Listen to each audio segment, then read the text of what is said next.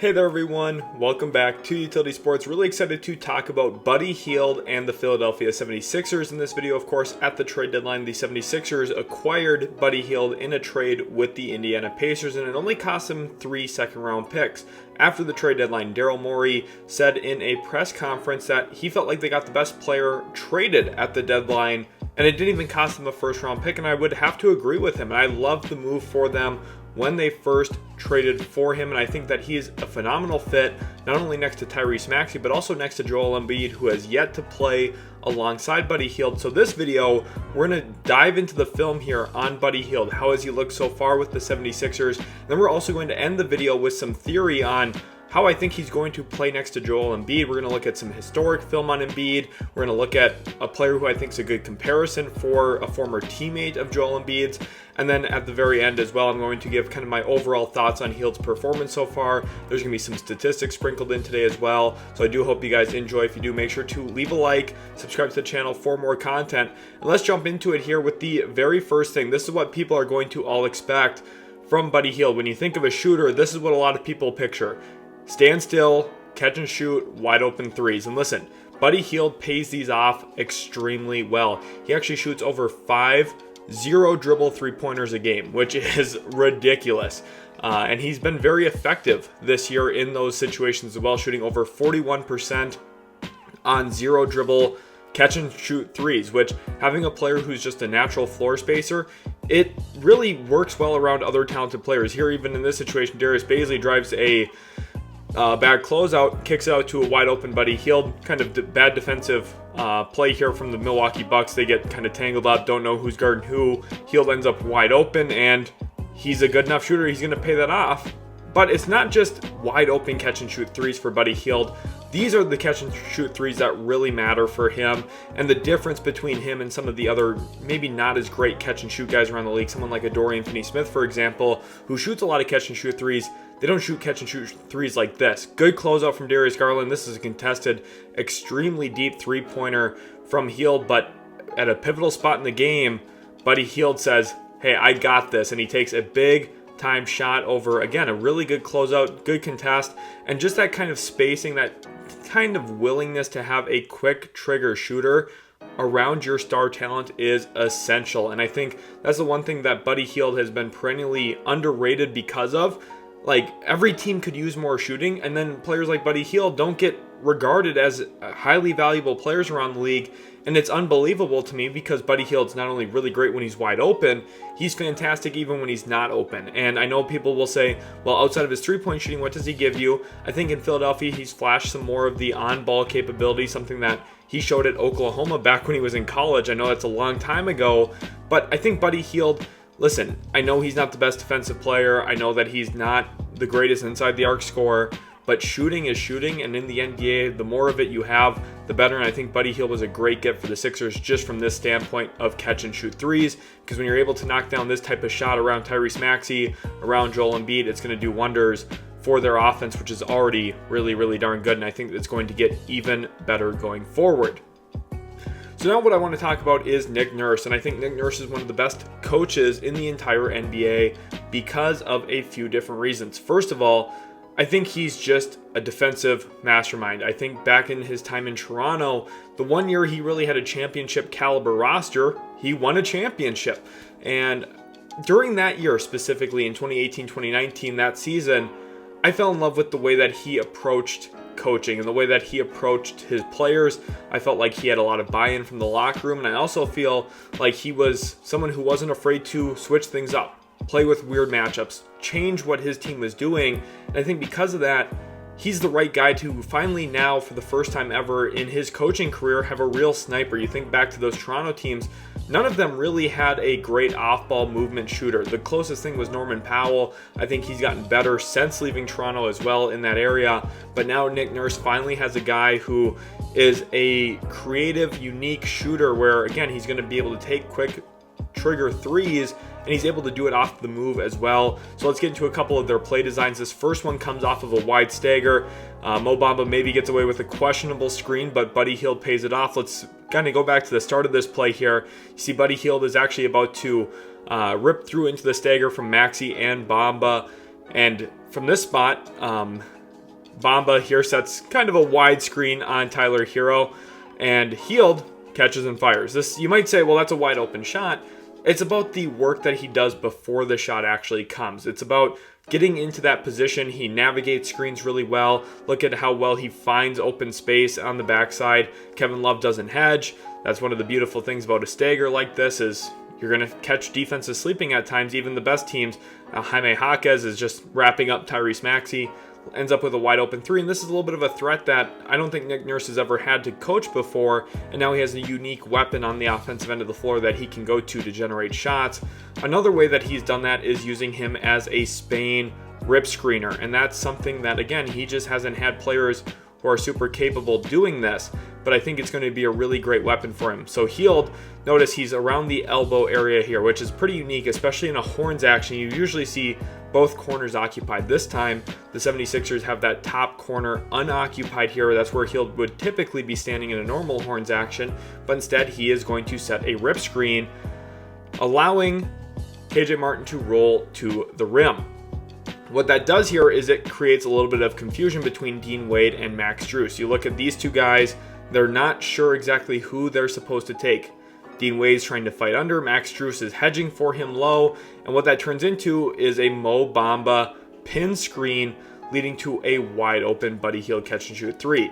And you might say, well, again, another wide open shot. That's the point of having a Buddy Hield, is you have a high quality shooter who's doing some of the dirty work to get open, not only helping his teammates potentially get open, but ultimately generating space for himself by being active as a screener. That's something that Buddy Hield does extremely well. If you watched him with Indiana over the last couple of years playing next to Tyrese Haliburton, he's one of the best ghost screeners in the entire NBA. And what that means is he's coming up to the ball like he's going to set a pick and pop, but instead he just ghosts the screen, doesn't actually set one, and he's creating a lot of open space for himself that way. So you're having a unique player now in Philadelphia who can be an offensive shot creator for you without the basketball in his hands, and I think that's a really good fit next to Tyrese Maxey and Joel Embiid, something that they didn't have before, that they now have, and I think can be a real good threat for them in the postseason. Another element that is really important for the Buddy Hield acquisition is transition basketball. And I think that's going to be something that really sets him apart from other shooters as well. Someone like a Dorian Finney-Smith, who I referenced earlier, who, yes, they're good catch and shoot guys, but they're not to the level of a Buddy Hield. This season, in the 7 games he's played with the Philadelphia 76ers, at the time I'm recording this, Buddy Hield has been a transition nightmare. He is shooting an absurd percentage from the field in transition opportunities. His effective field goal percentage is over 80% at this point. He is converting from a points per possession standpoint to 1.5 points per possession, which is just phenomenal. You're looking at an elite high volume transition player. He's taking 4 transition shot attempts a game. I think it brings new life into Philadelphia's offense, something they didn't have a year ago and 2 years ago with James Harden as much. And I think playing next to Maxey, we've seen it with Haliburton. And I think the Maxey fit is really an essential part here too. It's not about just fitting around Joel Embiid, it's about fitting around their point guard, Tyrese Maxey. And I think now you have a combination of guards who can play fast and play quick. Watch this example here. Tyrese Maxey pushes the break, puts Damian Lillard in a tough spot of having to guard 2 here between Nick Batum and Buddy Hield because the Bucks didn't have a balanced court. And what it turns into is a deep range catch and shoot 3 for Buddy Hield. And that's really one of the most important things. He just knows where to space into in transition opportunities. Nick Batum does a great job running the floor here, stretching the defense. You have to give him credit for that. But the real benefit of having a Buddy Hield type player is he's someone who has a quick trigger. He's going to get shots up and he's going to convert a lot of them. You know, people have always said, again, well, what's he doing when he's not hitting his threes? Well, the nice thing is, for the duration of his career, he's been a 40+% three-point shooter, which equates to elite NBA offense, and he's done it on extremely high volume. He's not gun shy at all, and I think just giving Philadelphia a weapon like this in transition in the half court is going to completely reshape the way that their offense plays, the way that their offense looks, specifically around Joel Embiid, which is the next thing I want to talk about here. How will those two guys kind of work together? And I think it's the most essential question to this whole Buddy Hield piece. Obviously, we've talked about Hield fitting next to Tyrese Maxey, just being a good off-ball player that gives them more sets to run, gives them some more transition life, all things that are beneficial to their offense. But then when it comes to fitting around their best player, Joel Embiid, once he's finally back from injury, whether that's this year or in future years going forward, we'll see what happens with Hield's contract, and if the 76ers keep him, I think that they probably will and should. I think that's going to be a match made in heaven for Joel Embiid for a few different reasons. There's a couple of different actions and just ways that Hield's going to make Embiid's life easier on the offensive end, especially when you think about when the game slows down in the postseason. Embiid hasn't quite gotten where he's wanted to go yet in terms of winning an NBA championship. People are going to hold that against him, of course, and discredit everything he's done in the past because of that.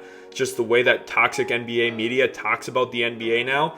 I don't care about any of that, and I think this move, specifically getting Buddy Hield, significantly raises their chances at potentially hoisting a Larry O'Brien trophy because of all the ways that if Joel Embiid's finally healthy for a postseason run, Buddy Hield's going to be a good maximizer of his game off of him. And I think the comparison I would like to go to here is JJ Redick, a former teammate of Joel Embiid, and I think a player who really is going to play very similarly to what we're going to see Hield do with Embiid here.